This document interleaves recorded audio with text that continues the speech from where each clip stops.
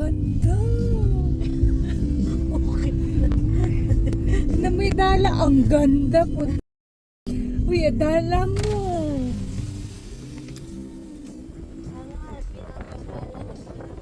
Ay, ang ganda.